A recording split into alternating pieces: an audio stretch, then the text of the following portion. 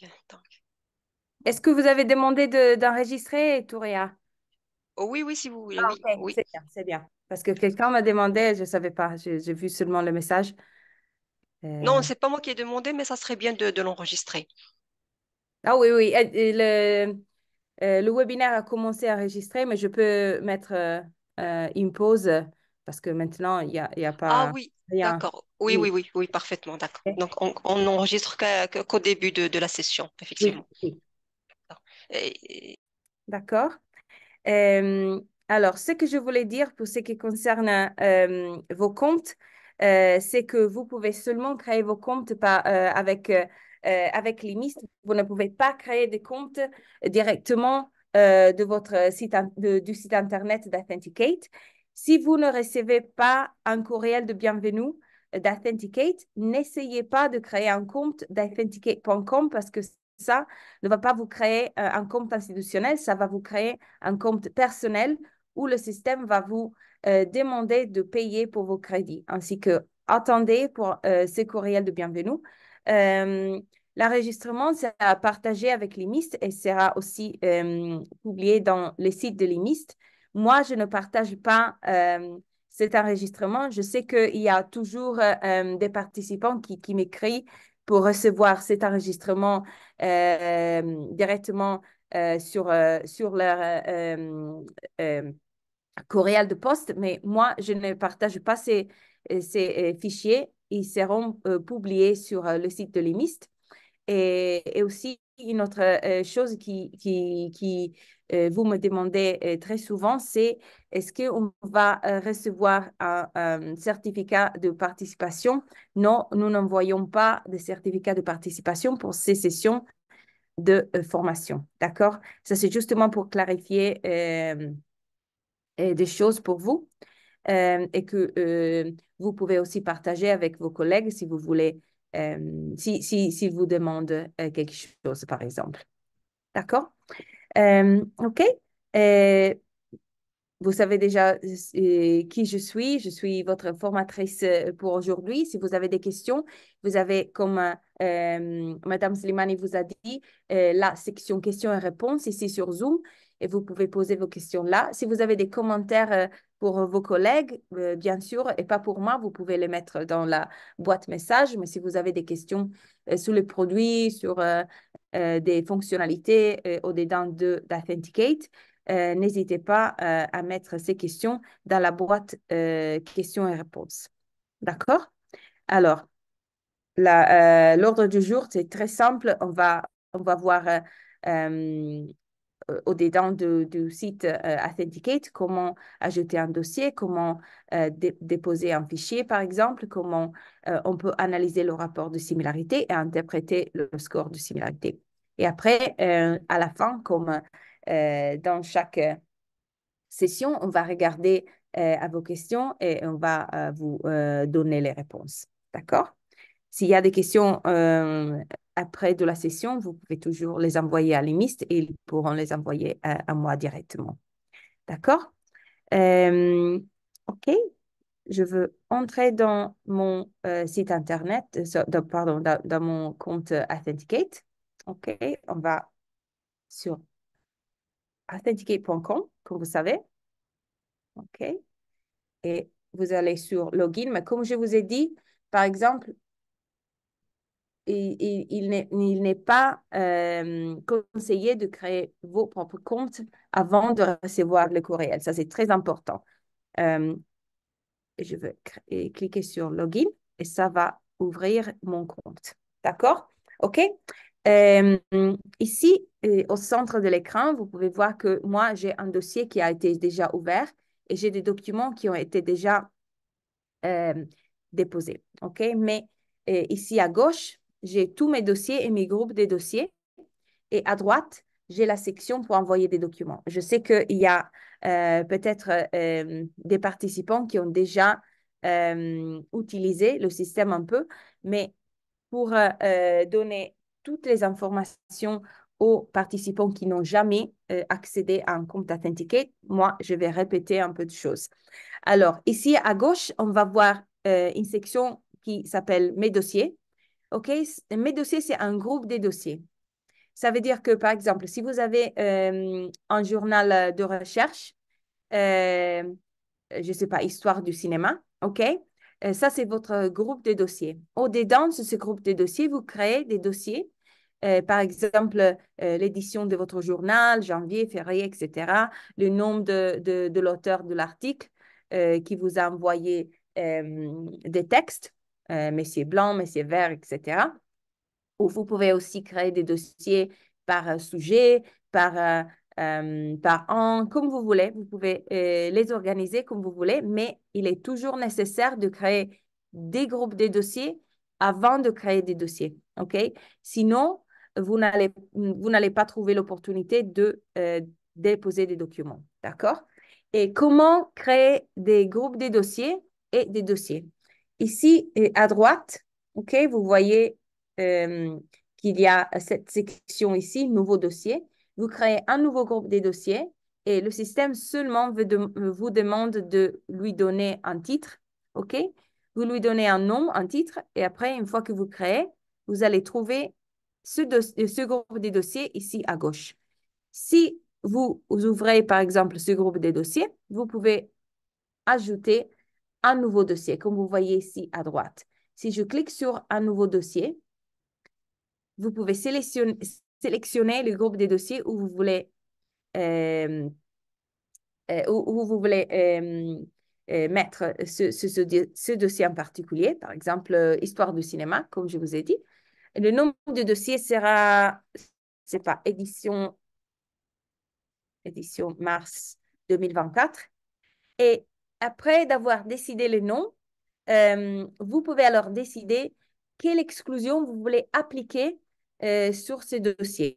OK? Parce que, comme vous savez, ce système de vérification de similarité va comparer vos textes, vos articles, vos thèses avec notre base de données, mais les textes, les articles, les thèses que vous déposez sur Authenticate seront vérifiés du premier mot au dernier mot. OK? Et si vous voulez exclure, par exemple, les citations, euh, toutes les phrases, par exemple, que vous écrivez entre guillemets, la bibliographie, par exemple, vous devez demander au système de les exclure. OK?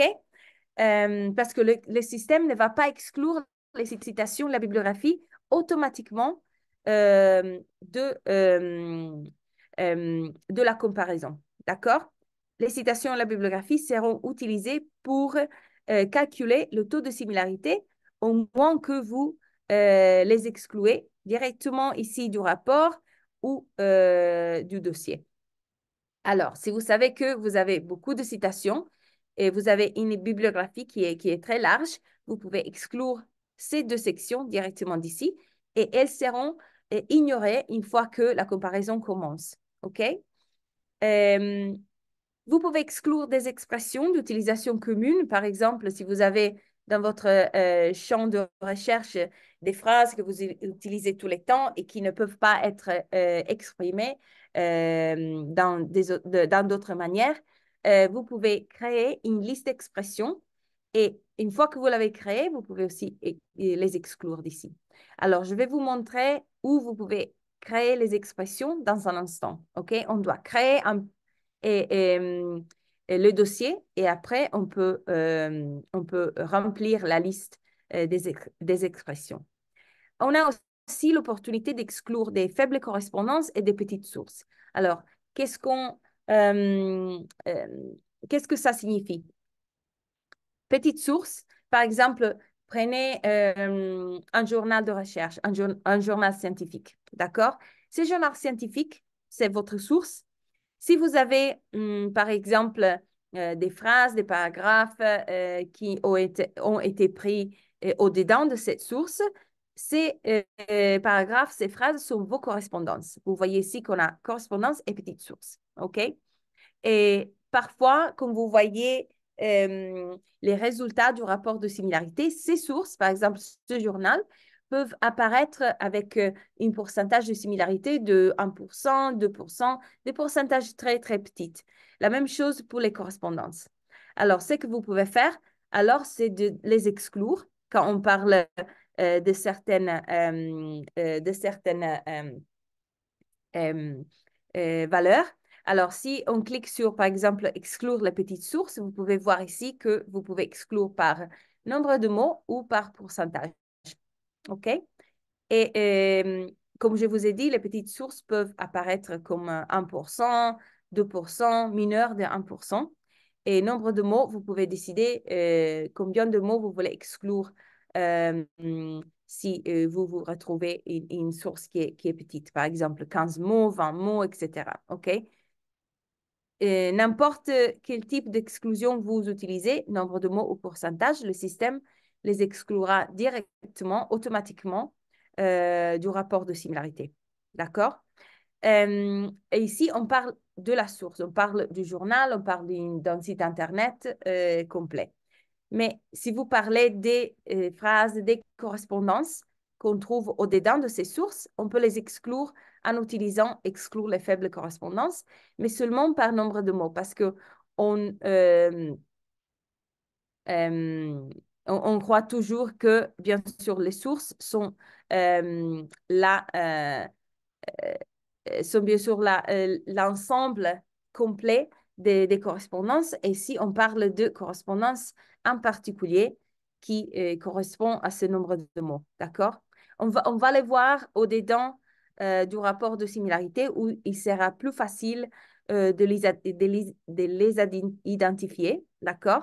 Et aussi, moi, je veux vous dire qu'on ne conseille pas d'exclure les faibles correspondances et les petites sources d'ici, parce que si vous pensez à une petite source qui est similaire à votre texte, euh, justement pour 1%, mais 1% d'une thèse de doctorat, par exemple, on pourrait inclure beaucoup de textes et ça pourrait être très utile de le voir surligné, par exemple. Et pour ces raisons, moi, je ne vous conseille jamais d'exclure les faibles correspondances et les petites sources ici. Vous avez l'option de changer d'avis au-dedans de chaque rapport de similarité et moi, au moins, au début de votre utilisation du logiciel, moi, je vous conseille de le faire comme ça, d'exclure ces correspondances et ces sources au-dedans du rapport, mais pas d'ici. D'accord?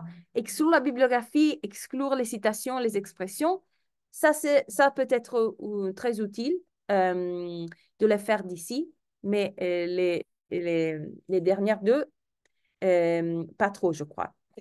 Vous avez aussi d'autres sections que vous pouvez exclure, comme les résumés et méthodes de support. Vous pouvez les exclure d'ici, si vous voulez, ou sinon du rapport de similarité. Et vous pouvez aussi limiter les recherches à une certaine base de données ou à certaines bases de données. Moi, je vous conseille toujours de activer toutes ces petites boîtes ici parce que celles-ci sont les listes des sections que vous pouvez utiliser pour comparer vos documents avec la base de données. OK? Tout ce qu'on a déjà inclus dans la base de données, c'est dans ces listes ici. Crossref et Crossref Post-it Content sont des publications qui nous ont été offertes par des éditeurs Crossref. La première option sont des publications qui sont déjà disponibles et que vous pouvez déjà, par exemple, acheter, que vous pouvez déjà lire sur le site Internet d'un journal, par exemple. Et pour ce qui concerne Crossref Posted Content, on parle de publications qui ne sont pas encore été publiées. OK? Vous ne pouvez pas les trouver au dehors d'Authenticate et qui Crossref est en train de publier si, bien sûr, le contrôle de similarité sera positif. OK? Pages Internet sont des pages qu'on a capturées et indexées sur notre base de données. Authenticate n'utilise pas une recherche live sur l'Internet chaque fois que vous déposez un document. Le système va comparer vos documents avec des pages Internet qui ont été indexées dans notre base de données. Ça veut dire que s'il y a une page Internet qu'un auteur a utilisée, mais qui n'existe plus sur l'Internet, si notre base de données a capturé cette source dans le passé, cette source sera toujours présente et disponibles pour vos comparaisons, même s'ils n'existent plus sur l'Internet. Vous avez aussi l'opportunité de comparer vos documents avec ProQuest. C'est une base de données de thèses et de documents des étudiants, OK, qui ont été publiés par ProQuest. Publications sont toutes les publications qui ne font pas partie de Crossref ou de ProQuest ou d'autres euh, éditeurs qui font partie des autres listes. Et je ne crois pas que vous allez trouver vos documents indexés. Ça, c'est un repositoire institutionnel. Moi, je l'ai, mais si vous ne le trouvez pas, pas de souci. Ça veut seulement dire que cette section n'existe pas dans votre licence. D'accord? Vous pouvez l'oublier complètement. OK, une fois que vous êtes prêt à créer le dossier, cliquez sur la boîte en bleu. Ça va vous donner votre édition mars, que c'est un dossier, pardon, de votre groupe de dossiers qui s'appelle Histoire du cinéma. D'accord? Vous avez des autres options ici à droite. On commence avec documents. Ça veut dire que vous pouvez commencer à déposer des documents dans ce dossier. Vous pouvez partager les documents que vous déposez sur votre dossier avec des collègues qui font partie de votre institution. Vous ne pouvez pas partager avec des collègues qui n'ont pas accès à votre compte institutionnel. Okay? Si vous cliquez sur Partage, vous allez trouver la liste des collègues qui ont accès à Authenticate pour votre institution. OK? Et vous pouvez cliquer sur un des noms ici et décider de partager. Une fois que vous partagez votre dossier avec vos collègues, ici à gauche, votre collègue va trouver votre nom, comme je trouve Agatha Christie, que c'est une collègue de mienne qui a partagé ses documents avec moi.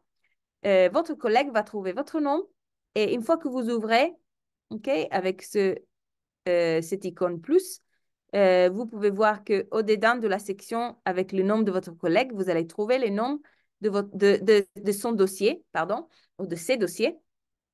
Et si vous cliquez sur le nom du dossier, vous allez trouver aussi les documents que votre collègue a déposés sur son dossier, d'accord? Avec le rapport de similarité, etc. D'accord?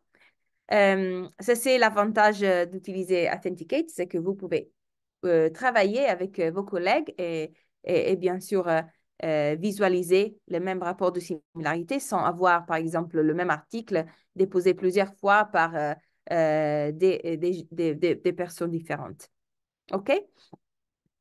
Si je retourne sur édition mars, OK? On a aussi la révision des paramètres, OK? Les paramètres qu'on a juste vus auparavant. Alors, vous pouvez voir ici, bien sûr, vous avez toutes les options qu'on a vues auparavant, mais aussi, on peut voir deux options supplémentaires. OK? Exclusion d'expression qui est connectée à exclure les expressions directement ici. Si vous cliquez sur exclusion d'expression, vous pouvez ajouter des phrases d'utilisation commune que vous voulez exclure euh, de la comparaison. D'accord? Si vous avez, par exemple, la description d'une théorie scientifique, par exemple, euh, vous pouvez la mettre ici. Et une fois que vous créez cette liste, le système va ignorer immédiatement ce que vous avez inclus dans cette boîte. Mais en ajoutant à cette liste d'exclusion d'expression, vous pouvez aussi créer des listes de filtres, une liste de sites Internet que vous voulez exclure de la comparaison. Par exemple, si vous avez écrit un article de recherche où vous avez citer, par exemple, des statistiques de votre site Internet institutionnel ou gouvernatif, par exemple, et vous savez que vous avez déjà parlé avec, je ne sais pas, le directeur du journal de recherche, il vous a dit, oui, oui, il n'y a pas besoin de, par exemple, citer sites gouvernatifs parce que, bien sûr, les données statistiques peuvent être utilisées. Justement, mettez votre site gouvernatif dans la bibliographie et ça suffisera. OK? Ainsi que si vous voulez exclure ce site gouvernatif, vous pouvez mettre ou site institutionnel ou un site d'un quotidien, ce que vous voulez. Vous pouvez mettre la liste ici. Et le système, une fois que, par exemple, vous trouve des citations, des phrases qui appartiennent à ce site Internet, le système ne les surlignera pas dans la liste des correspondances du rapport de similarité. D'accord? Ainsi que vous avez deux fonctionnalités additionnelles pour filtrer les résultats et pour avoir un pourcentage de similarité qui est un peu plus fiable. D'accord? Euh, et vous n'avez pas l'option renvoyer, vous pouvez l'ignorer. Ainsi que documents, partager et paramètres sont les trois options que vous pouvez utiliser ici pour personnaliser votre dossier. D'accord? Si vous retournez sur documents, ici, vous pouvez commencer à déposer. Alors, ici à droite, comme Madame Slimani vous a un peu expliqué au début, vous avez, au-dedans d'envoyer un document, vous pouvez voir les documents restants pour votre licence. Alors, rappelez-vous que ces documents restants sont les documents pour l'institution entière, pas ce qui reste pour chaque utilisateur. OK? Ainsi que il est toujours une bonne pratique de considérer de ne pas déposer, je ne sais pas, 100 documents à la fois, parce que si vous savez que euh, vous avez seulement 1000 documents récents pour l'entière institution, on devrait commencer à limiter les documents que vous déposez pour chaque utilisateur, d'accord? Ainsi que si au-dedans de vos institutions, vous pouvez arriver à une limite institutionnelle, ça pourra marcher bien euh, et pour, pour tous les chercheurs qui ont été inclus dans la liste d'Authenticate. OK, vous avez quatre manières différentes de déposer un document. Vous pouvez déposer un document euh, euh, individuel, OK? Vous pouvez déposer un fichier zip qui contient plusieurs documents à la fois, couper et coller seulement, bien sûr, couper et coller du texte d'une page Internet, d'un document doc, etc. Et le coller directement dans une boîte qui apparaît dans cette section. Et vous avez aussi la comparaison de documents. Alors, quelle est la différence entre ces quatre?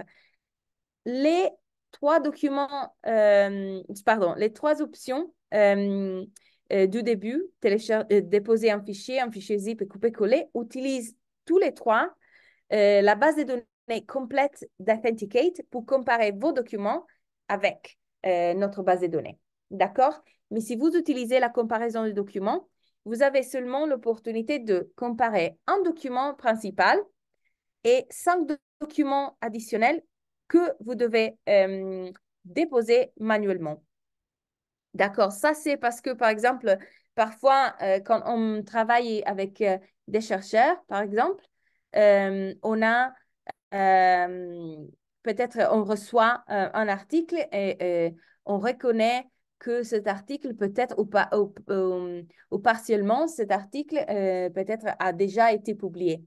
Ça veut dire que peut-être qu'un chercheur a copié d'un autre chercheur, mais aussi qu'il y a un chercheur qui a décidé de représenter quelque chose qu'il a écrit et publié il y a un an, 2 mois, etc. D'accord? C'est qu'on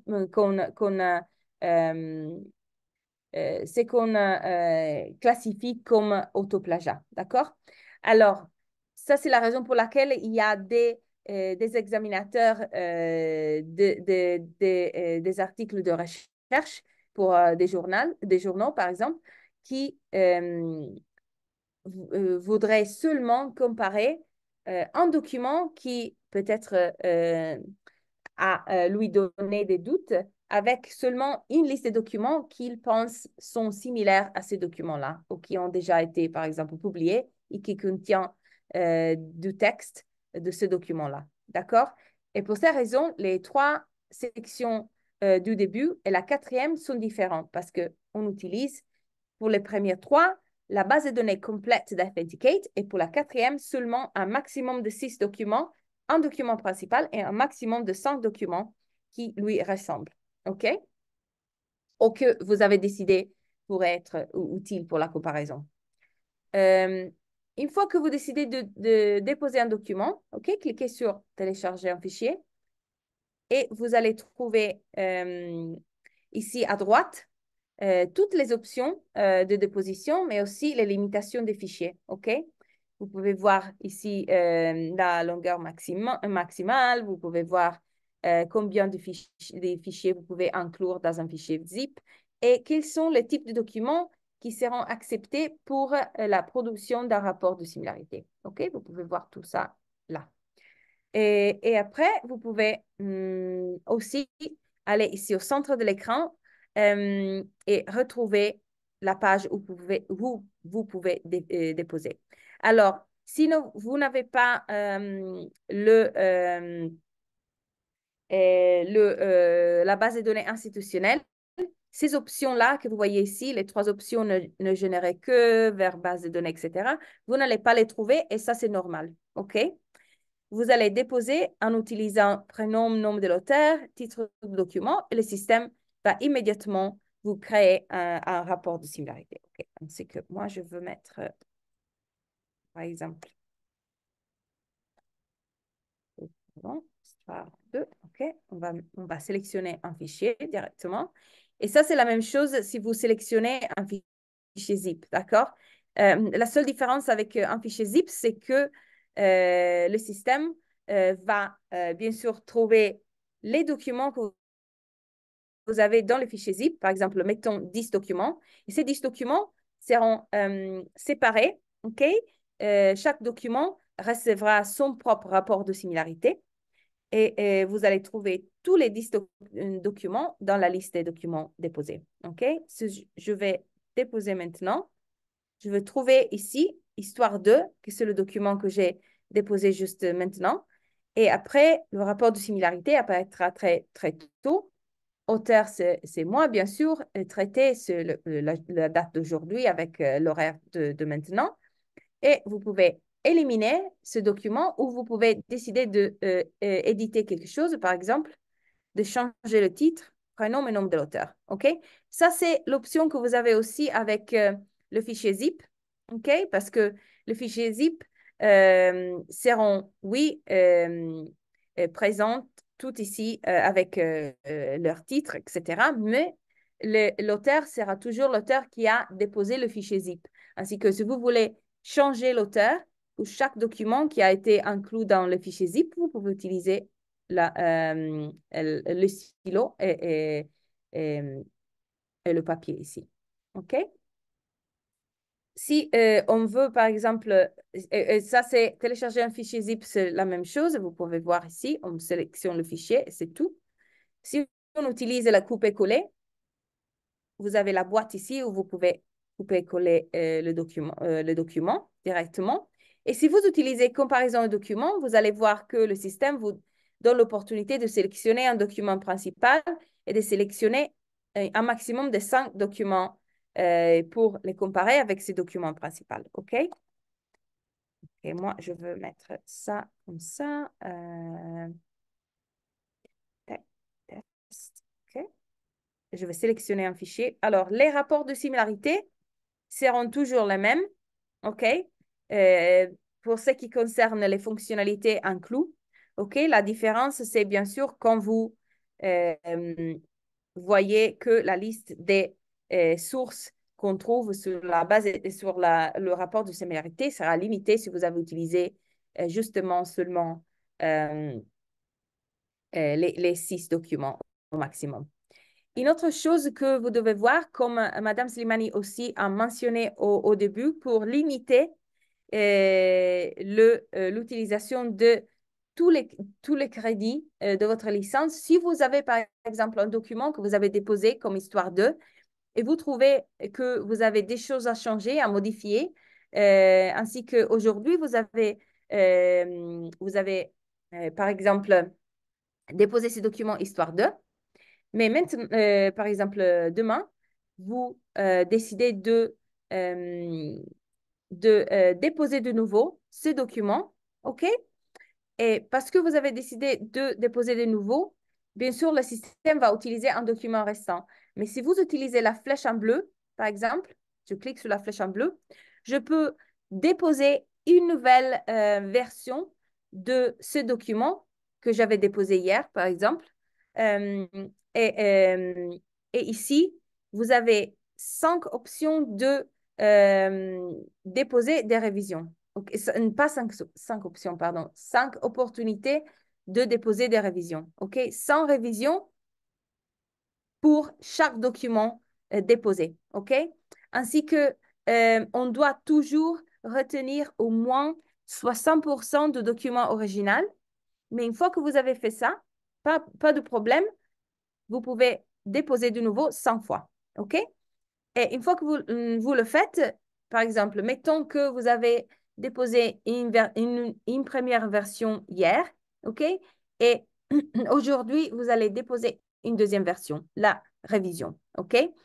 Euh, le rapport de similarité qui existait hier euh, sera disparaîtra, pardon, et le deuxième rapport qui appartient à la nouvelle version du document, à la révision que vous avez déposée, ça, c'est le rapport que vous allez voir dans la liste. OK? Si je clique sur Annuler, par exemple, OK, ici, si ça, c'était ma révision du document Histoire 2, le rapport que je peux voir, c'est le rapport pour la révision, pas pour les documents originaux. D'accord? Et bien sûr, si j'ai modifié des choses dans le document original, euh, il serait toujours possible que le taux de similarité se réduit. C'est quelque chose qu'on attend. Si on a changé des choses, on a, par exemple, commencé à citer correctement, etc. Mais chaque fois, vous pouvez cliquer sur le pourcentage de similarité et voir le rapport de similarité et analyser les résultats. D'accord? Vous n'allez pas voir les flèches en vert parce que ces flèches-là sont les flèches pour renvoyer.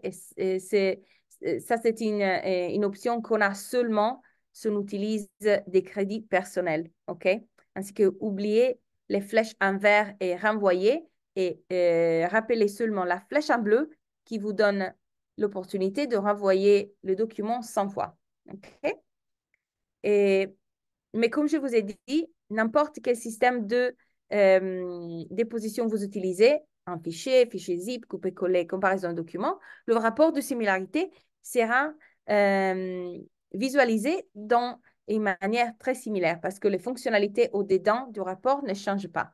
Alors, si je clique sur 64%, on peut voir ici, si on voit que le rapport s'ouvre, par exemple, on peut voir ici que le rapport est là, OK?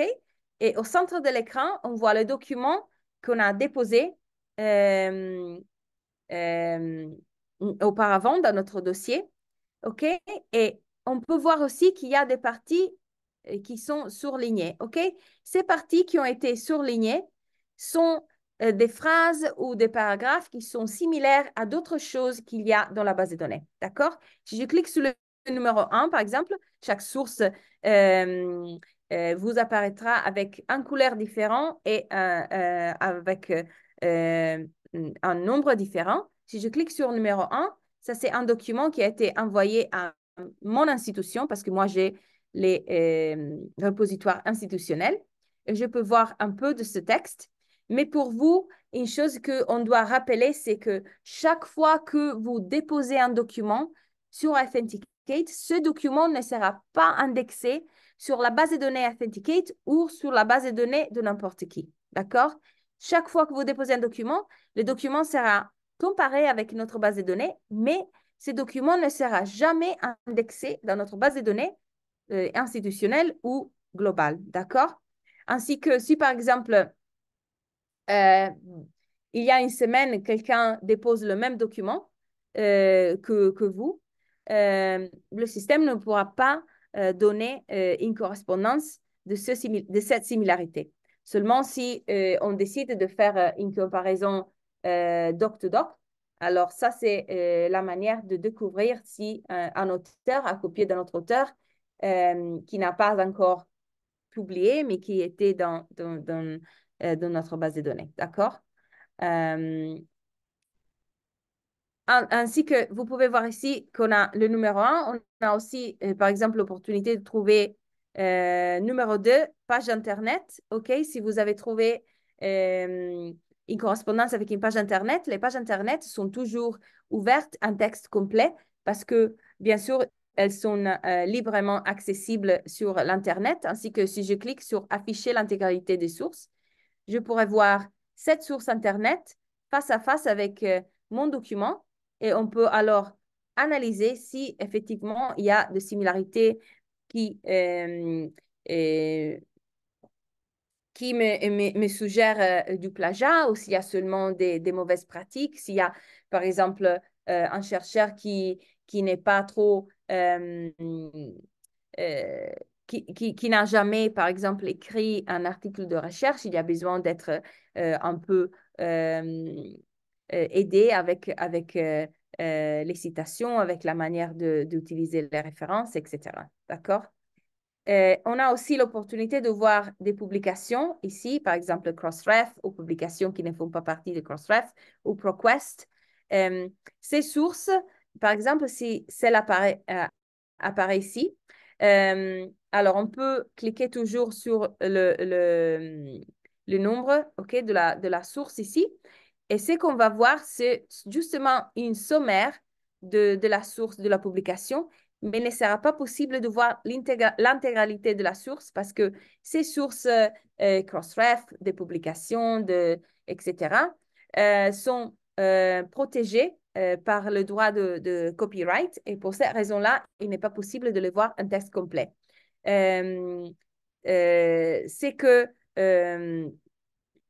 on voit toujours au contraire avec les pages Internet et qui sont toujours accessibles en texte complet. D'accord? Euh, Ici à droite, vous pouvez voir qu'on a l'aperçu de source, que c'est une sommaire des sources principales qu'on a, que le système a identifié comme les plus importantes pour cette analyse. Mais ça ne veut pas dire qu'on n'a pas d'autres sources qu'on a trouvées dans la base de données.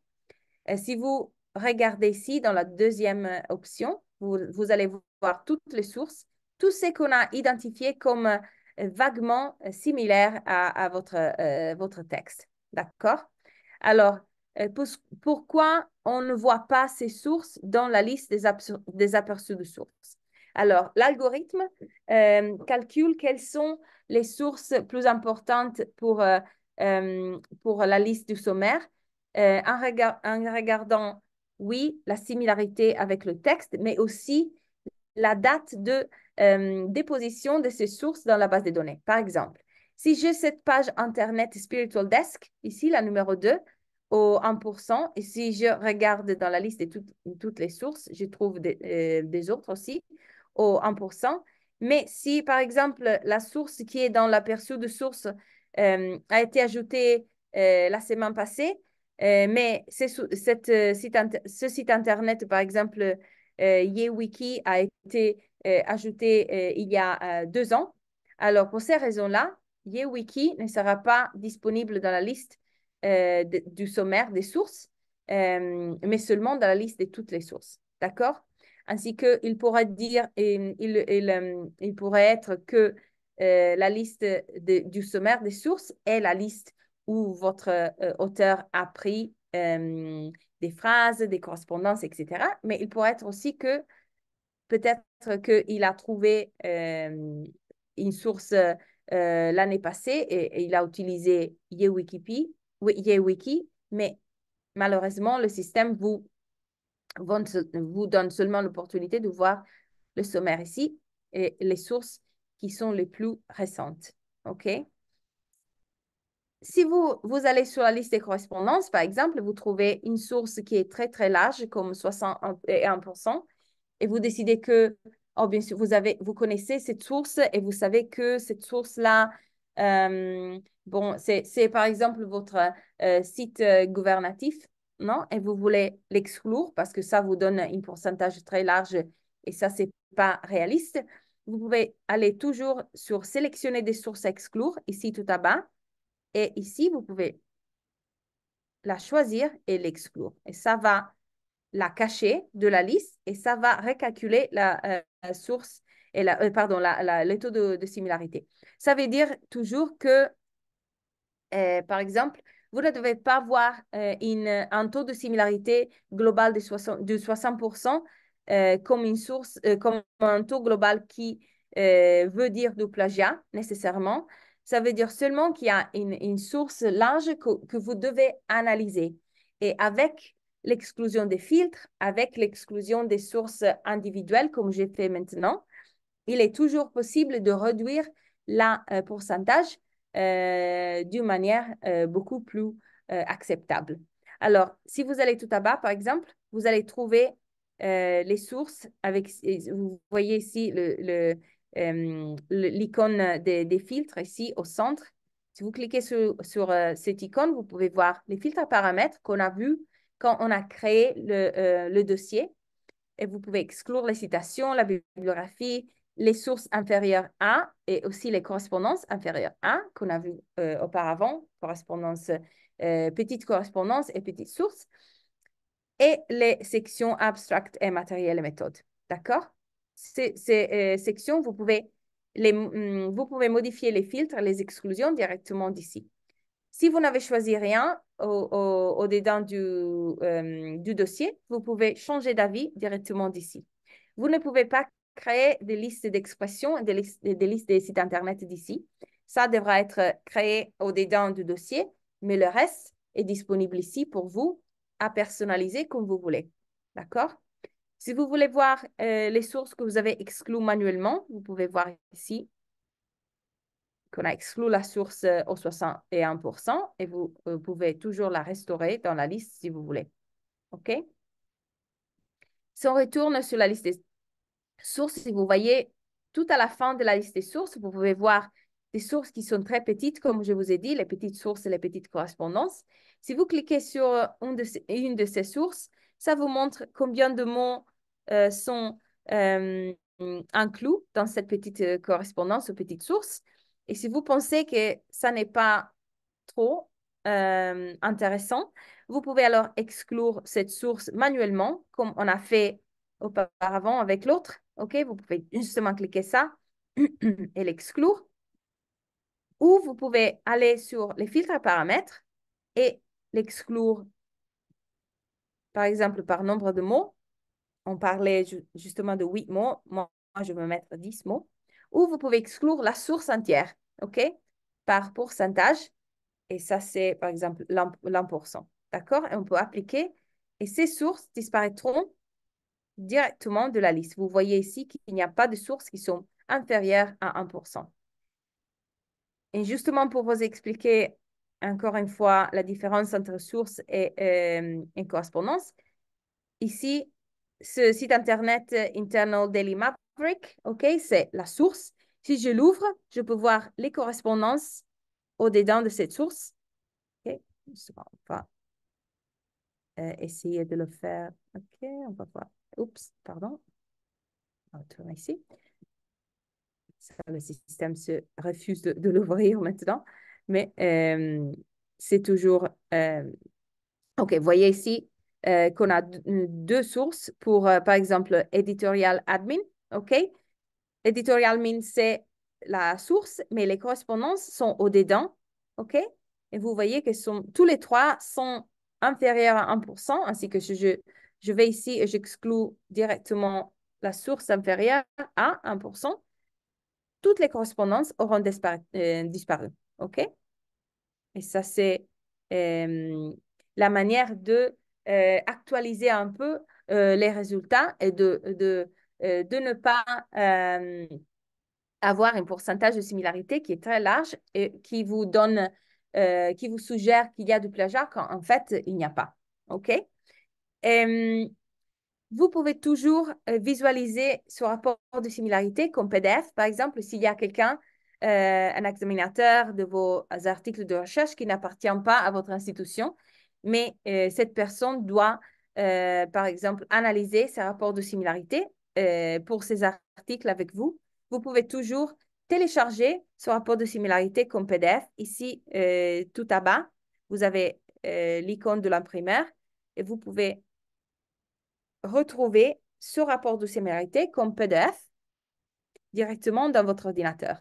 OK? Et vous pouvez l'imprimer ou vous pouvez l'envoyer par email comme vous voulez. D'accord? On a aussi l'opportunité, oh, vous voyez, si je vais l'ouvrir juste une seconde pour vous montrer ce qu'on peut voir. Et ici, vous pouvez voir qu'on a des infos sur le titre, l'auteur, nombre de mots, numéro de la copie. Si vous avez des problèmes techniques ou vous voulez savoir un peu plus sur pourquoi et une certaine source que vous voulez toujours qui soit disponible dans la base de données n'apparaît pas dans la liste des sources, par exemple, vous pouvez prendre le numéro de copie, l'envoyer à notre équipe de support technique et ils pourront vous donner la réponse. D'accord? Le texte ici, OK, avec le texte surligné. Et après, pardon, on peut trouver le taux de similarité global. Après, tous les filtres et paramètres euh, ont été appliqués, les exclusions qu'on a choisies et la source principale. Et après, vous pouvez alors décider avec votre collègue quelle est votre décision. Est-ce qu'il y a du plagiat ou pas, par exemple. Euh, Vous pouvez aussi visualiser ce rapport de similarité pardon, au format texte. Ici, tout à bas à droite, cliquez sur au format texte et vous allez retrouver une nouvelle visualisation du rapport. Alors, les résultats sont les mêmes, mais vous pouvez voir qu'on a, par exemple, les exclusions ici à note. OK? Si vous ne voulez pas, par exemple, exclure les expressions, les citations, la bibliographie, vous pouvez cliquer ici et changer d'avis. Vous pouvez voir ici que le système, contrairement à ce qu'on a vu dans l'autre exclusion des filtres, ici, on peut décider de changer d'avis pour ce qui concerne les expressions aussi. On a le taux de similarité ici à droite. Au centre, on a titre, nom et prénom de l'auteur, date, combien de correspondances et combien de sources. Et ici, on a trois modalités de visualisation. Ici, sur mode, vous pouvez cliquer. Vous pouvez voir rapport de similarité, suivi des contenus et rapport récapitulatif. Rapport de similarité, vous dans le texte ici, au centre de l'écran. Et vous avez les sources ici à droite, divisées par couleur. Et vous pouvez voir que, par exemple, le texte aussi, si on a trouvé des similarités, si le texte est en vert, ça appartient à ce source numéro 2. Mais si vous trouvez la source en bleu, ça appartient au numéro 3, etc. D'accord? Si on voit suivi de contenu, on voit une visualisation différente. OK, on a la liste de toutes les sources ici, pas seulement le sommaire de sources comme auparavant, mais maintenant toutes les sources. On va cliquer sur une de ces sources parce que le texte maintenant n'a pas été surligné. Mais si je clique sur, par exemple, Course Hero et j'attends quelques secondes, je veux voir ici que les phrases qui appartiennent à ce site maintenant ont été emboîtés. D'accord? Et bien sûr, visualiser en bleu aussi. Et je peux changer d'avis tous les fois que je veux, mais je ne peux pas avoir deux sources surlignées en même temps, seulement une source pour chaque fois. OK? Et après, je peux choisir le rapport récapitulatif et je vois le sommaire de sources ici à note et le texte ici, encore une fois avec des phrases surlignées selon la couleur de la source correspondante. OK? Là, voilà. OK? Euh, et vous pouvez toujours imprimer aussi ou changer de visualisation et retourner au visualiseur de documents précédent. OK? Ainsi que vous avez tous ces choix au-dedans du rapport et au-dedans des dossiers. OK?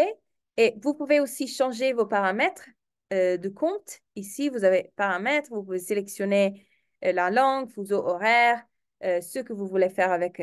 Après, vous avez déposé un document. Est-ce que vous voulez voir l'option afficher le dossier ou charger un autre document, dossier d'accueil, si vous voulez voir, par exemple, un premier dans la page d'accueil un de ces dossiers. OK? Et combien de documents pour chaque dossier.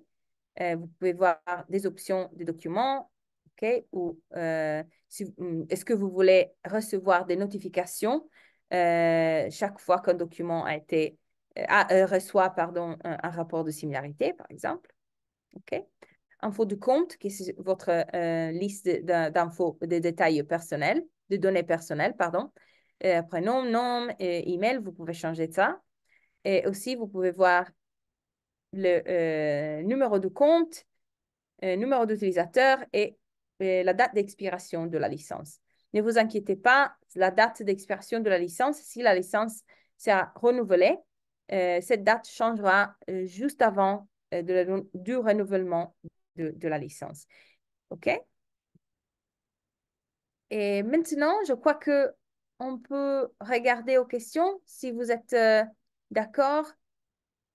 Euh, OK. Si on utilise l'option révision, on perd la précédente analyse. Par conséquent, on n'arrive pas à comparer avec les récentes. Il y a un moyen de comparer avec les précédentes soumissions pour option révision. Alors, comme vous avez vu au-dedans du rapport, vous avez l'opportunité toujours de télécharger le rapport de similarité comme PDF. OK? Ainsi que moi, je vous conseille toujours pour chaque révision, avant de chaque révision que vous allez faire, de télécharger le rapport de similarité et ainsi que vous pouvez les avoir toujours dans votre ordinateur, par exemple, dans un dossier de votre ordinateur. Parce qu'une fois que vous déposez, pardon, une fois que vous téléchargez le rapport de similarité, vous pouvez toujours bon, si vous avez assez de crédit, vous pouvez toujours le déposer de nouveau avec la comparaison de documents et comparer les deux documents ensemble. Mais toujours regarder si ça, c'est une option qui est pratique, en particulier quand vous voyez qu'on n'a pas beaucoup de documents restants. D'accord? Parce que aussi, euh, comme vous savez, comme Madame Slimani vous a mentionné au début, si vous avez un document de 100 000 mots, par exemple, chaque crédit sera utilisé pour les premiers 25 000, 25 000 mots et pour chaque tranche de 25 000 mots, le système utilisera un crédit. Ainsi que vous devez toujours être très sensible pour ce qui concerne ce que vous voulez déposer et combien de fois vous voulez le déposer. Ah, OK. Question, c'est, j'ai une question concernant l'envoi des fichiers Word. Lorsque l'upload de fichiers Word, il m'affiche une erreur. Je transforme le fichier PDF, il marche bien. OK. Euh, si si vous rencontrez une erreur avec le fichier, parce que normalement, le fichier Word, il devrait être accepté. OK? Si vous trouvez si vous avez des problèmes avec les types de fichiers, il serait mieux d'envoyer le nombre de la copie avec des infos, par exemple, peut-être aussi une photo de l'erreur que vous recevez et envoyer tout ça à notre équipe de support technique. Ils auront l'opportunité d'analyser ce qui s'est passé avec le fichier Word. D'accord? Parce que pour nous, notre équipe de formation ne peut pas malheureusement analyser ce type de problème, mais notre équipe de support, ils ont les outils pour le faire. Juste, Pamela, s'il vous plaît, si vous permettez, en envoyant des problèmes ou de réclamations de ce type au support, prière de nous mettre en copie, mettre anti-plagiat at IMIST ou bien Nasser ou bien Slimani at CNRST pour que nous prenions connaissance de ce type de problème et pouvoir y répondre s'il se répète prochainement. Merci.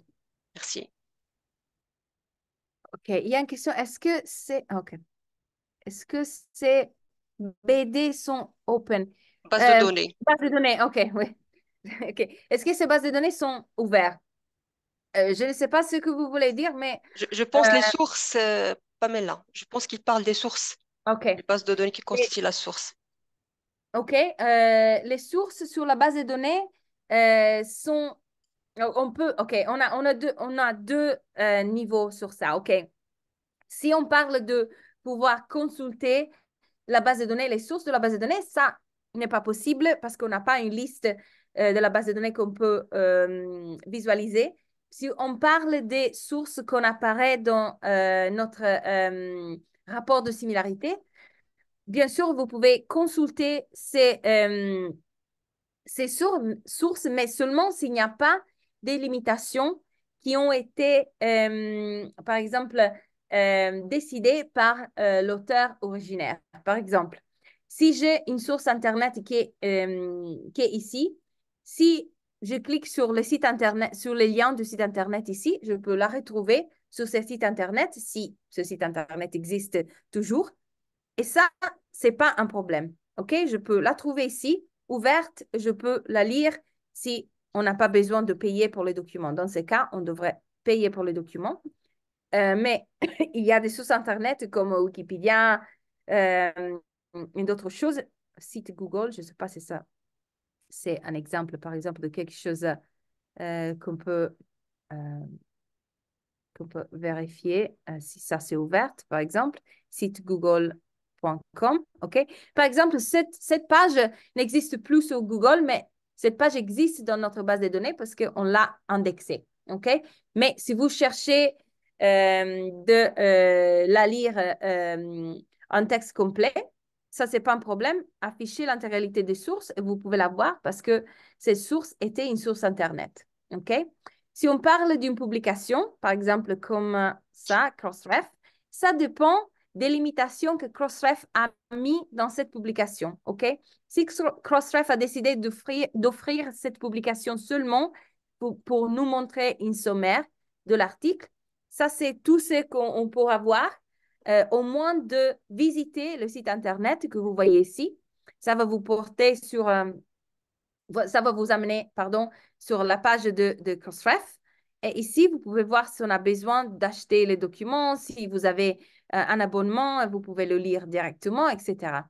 Ainsi que, il y a une différence entre ce que vous pouvez lire en texte complet et comme source au-dedans du rapport, euh, où parfois il est possible de voir des sources en texte complet et de le visualiser, mais il n'y a jamais l'opportunité de voir ce qu'on a dans la base de données et de visualiser les contenus en texte complet d'une liste. OK? Je sais pas, j'espère que ça vous donne une réponse. Est-ce que Authenticate marche avec les fichiers en arabe? Oui, le système marche avec les fichiers en arabe aussi. Oui. On a sur les sites des infos sur ça, en particulier sur la totalité des sources en arabe qu'on a.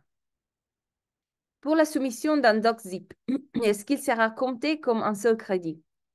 Alors, non, parce que c'est qu'on considère le nombre de documents qui sont au-dedans d'un fichier zip. Parce que le fichier zip, bien sûr, sera, sera divisé par document et chaque document va recevoir un rapport de similarité. Ce rapport de similarité, chaque rapport de similarité, c'est un crédit. OK? Ou chaque tranche de 25 000 mots est un crédit.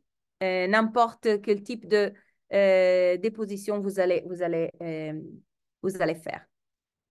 J'ai déjà soumis un article, même si que je n'ai pas visualisé les citations de le rapport et sont prises en compte. Si, OK. Nous avons des citations ou la manière. OK. On a une liste de guillemets qu'on doit utiliser pour faire, pour avoir l'exclusion des citations. Euh, je peux vous montrer, par exemple, où on peut trouver ça. Par exemple, si je vais sur ok, pardon, Help,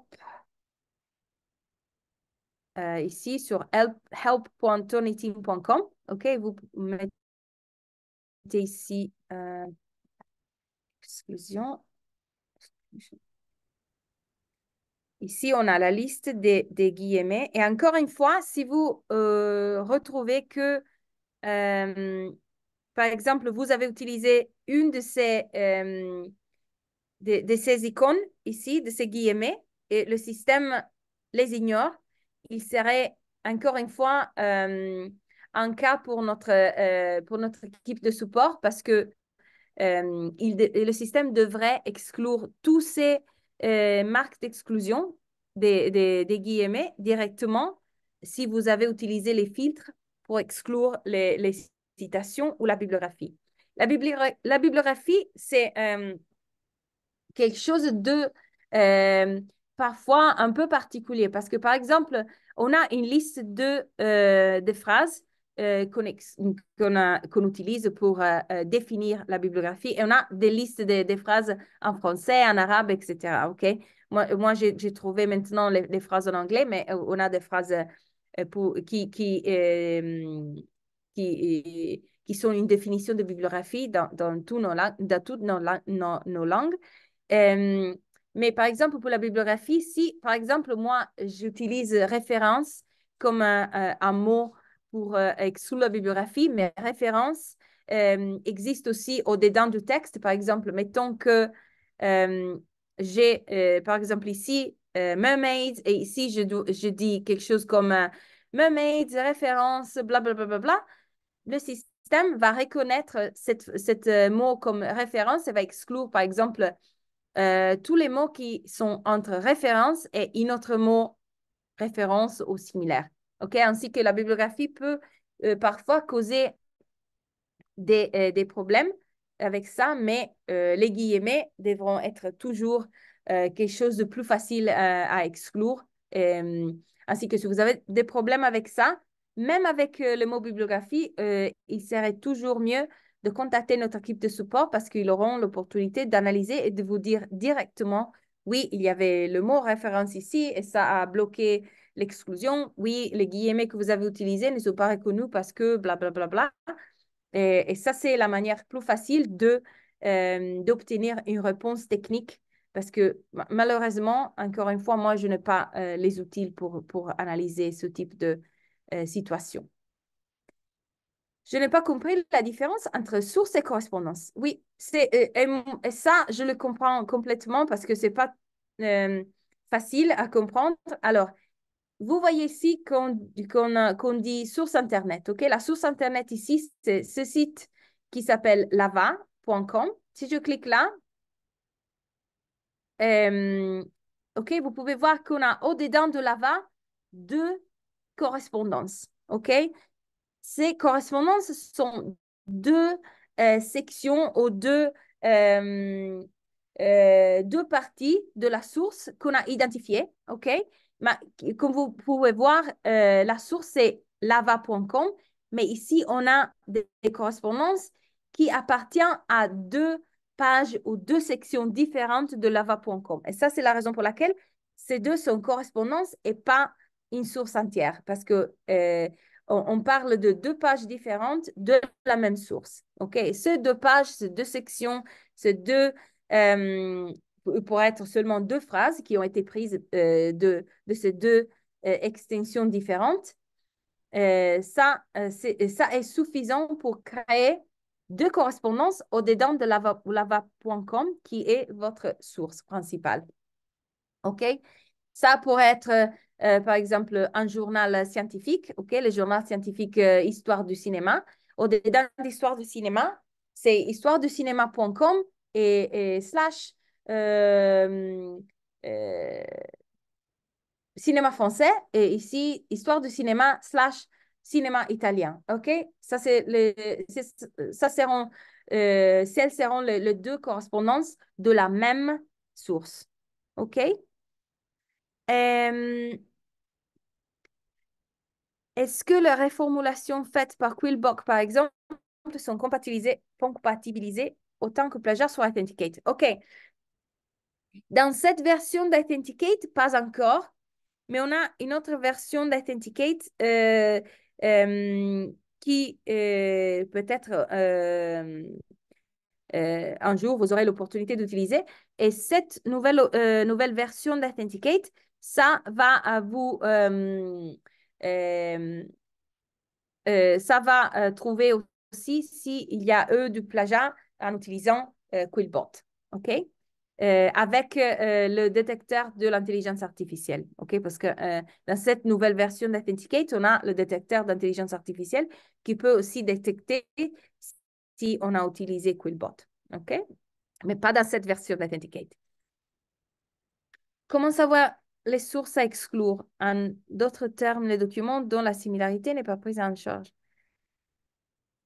Ça, c'est complètement à vous de décider. On ne peut pas vous dire comment et quoi on peut exclure parce que ça dépend de votre champ de recherche, ça dépend de ce que on vous a suggéré par votre examinateur ou par votre professeur, l'éditeur principal du journal, par exemple. C'est vraiment difficile de vous donner ce type d'informations parce que c'est vraiment, vraiment très personnel. OK? Moi, ce que vous dis, c'est que les sources à exclure devront être, par exemple, des sources que vous pensez ne sont pas significatives, par exemple, si vous avez des sources qui se répètent, si vous avez des sources qui, par exemple, vous voyez, sont très petites. Et dans ces cas, si vous avez par exemple des sources comme la source au début qui était similaire au 61%, justement, cette source ici, euh, on peut imaginer que cette source ici inclut beaucoup de textes qui a été inclus aussi dans les sources qui sont très petites. Ainsi que ça, c'est une manière aussi de décider quelles sources on veut exclure. Mais les sources petites, vous les ouvrez et vous regardez quel type de texte a été inclus, si on parle de texte, des phrases d'utilisation commune ou pas. Et alors, vous allez commencer à comprendre quelles sont les sources qui ne sont pas nécessaires pour cette analyse. Mais on doit, je crois, commencer à analyser de plus en plus ces documents et d'apprendre de de vos analyses euh, ce qui serait utile, mais aussi ce qui serait nécessaire à exclure, ou ce qui est euh, euh, qu'il est correct d'exclure, OK? Parce que ça dépend directement de le type d'article que vous écrivez, comme je vous ai dit, du champ de recherche, etc. Combien de mots successifs à partir duquel Authenticate considère que c'est du plagiat? OK. Authenticate ne considère pas vos documents, vos successions de mots comme du plagiat. Le système toujours vous dit seulement qu'il y a de similarités entre votre texte et la base de données. Mais combien de mots successifs Authenticate considère comme similaires à votre texte, c'est 9 mots pour commencer. OK? Au moins 9 mots. Est-ce que les traductions ou l'utilisation des systèmes d'intelligence artificielle sont détectées par Authenticate? Comme je vous ai dit justement il y a quelques instants, pas dans cette version d'Authenticate, mais la nouvelle version, oui, peut vous aider avec la détection de l'intelligence artificielle. Si Authenticate ne détecte pas la reformulation par les outils comme Quillbot, mais au moment de soumission de notre thèse. OK. Si vous déposez quelque chose aujourd'hui, et bien sûr, l'outil Quillbot ne peut pas être identifié aujourd'hui parce que cette version d'Authenticate ne peut pas le faire. Si vous, par exemple, euh, décidez de retenir cette copie comme elle est dans cette version d'Authenticate, dans le futur, même si on ajoute l'intelligence artificielle dans un an ou 2 ans, quelque chose comme ça, bien sûr, le système ne va pas reformuler le taux de similarité, non. Le taux de similarité ou de détection n'est pas rétroactif. OK? Si vous, par exemple, décidez de euh, déposer de nouveau ce texte dans notre nouvelle version d'Authenticate, alors bien sûr, le système va vous montrer le taux de détection de l'intelligence artificielle. Oui. Les images et les schémas sont-elles vérifiées ou non? Les images, non. Les schémas, alors, pour ce qui concerne les tableaux, par exemple, si vous avez créé le tableau dans votre document Word avant de déposer les documents, vous avez justement rempli le tableau vous-même, alors oui, le système peut identifier des similarités. Si vous avez pris un tableau dans un autre document, un site Internet, et vous l'avez justement euh, déplacé dans votre document Word, alors non. Euh, mais les successions de symboles, par exemple mathématiques, si vous les avez écrits dans votre ordinateur, alors oui, si vous avez copié-collé des formules mathématiques dans des autres documents, etc., alors non. Est-ce que les textes traduits seront détectés? Alors, dans ce moment-là, cette version d'Authenticate ne vous donne pas cette opportunité de détecter si les textes ont été traduits par d'autres langues. OK? Euh, Il ne reste plus de questions. Nous avons fait, je pense, le tour. oui, Euh, oui, donc ce sont des questions qui se répètent. Euh, donc il je y a vous d'autres remercie. questions. Oui. Parce que Pardon? je vais répondre justement à deux questions qui ont apparu justement maintenant. Est-ce que un texte copié et reformulé complètement peut le considérer plagié? OK, OK. Ça, je crois que c'est une question justement pour vos professeurs. Moi, dans mon expérience, je vous dis que ce que j'ai retrouvé quand j'étais une étudiante de doctorat, quand j'ai écrit des articles de recherche, c'est que oui, si vous copiez un texte et vous le reformulez complètement, oui, c'est du plagiat. Mais ça dépend de ce que vos professeurs vous ont dit et ce qu'ils ont prêt à accepter. Authenticate inclut-il dans son analyse l'élément de la bibliographie d'un rapport de thèse? Oui, oui. Au moins que vous les excluez. D'accord? Est-ce que les crédits Authenticate sont... OK. Ça, c'est une question pour les crédits épuisés. Ça, c'est pas pour nous. OK? Pardon, Madame Slimani, je vous ai interrompu. Oui. Non, Euh, non. J'ai pas vu les nouvelles questions qui arrivent, mais en tout cas, on peut pas prendre le tout parce qu'on a dépassé le temps alloué à cette session. oui. On est midi. Mhm. Donc, euh, on a terminé, on est arrivé au bout de notre formation. Donc ici, une fois la nouvelle version est disponible, il va y avoir des formations sur la nouvelle version si elle est disponible. Donc vous pouvez continuer à utiliser la solution actuelle Authenticate pour réviser vos anciens documents, pour déposer de nouvelles versions de vos anciens documents en attendant que l'accès soit rétabli et les soumissions sont ouvertes. Donc d'ici là, je vous remercie. Si vous avez des questions, n'hésitez pas à les envoyer euh, par email et on vous donne rendez-vous la prochaine session programmée après à peu près, je pense, un mois et demi. Donc, nos annonces de formation seront affichées sur notre page Facebook imist.cnrst.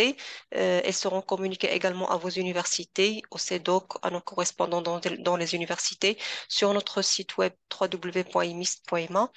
Et d'ici là, je vous souhaite une agréable fin de journée مبروك عواشركم رمضان مبارك كريم si on se voit pas avant Ramadan. Merci. Oui, merci beaucoup à tous aussi. Et merci, Madame Slimani et Madame Nasser aussi pour Oui. m'avoir aidé avec les boîtes messages. Et Oui, merci beaucoup pour être resté ici jusqu'à la fin. Et comme vous savez, comme on a dit au début, on va publier l'enregistrement dans le site de l'EMIST. Nous n'allons pas vous envoyer un certificat de participation et vous allez recevoir des courriels de bienvenue si vous voulez, si vous avez un compte institutionnel à Authenticate. Merci encore et je vous souhaite une bonne journée et une bonne semaine. Merci, Et, et au revoir à merci. tous. Merci Au beaucoup, revoir. Pamela. Merci, au revoir. Au Merci. revoir. Au revoir. Ah, Touria, regarde si si tu reçois l'enregistrement ou si je dois te l'envoyer. OK? Parce que le D'accord. système a enregistré et vous aviez demandé d'enregistrer vous-même. Mais Attends, regardez si vous le elle me recevez. sera envoyée automatiquement, donc je vais vérifier. Oui, Parfait. oui. D'accord. Merci beaucoup. Merci. Merci, au revoir. Au revoir.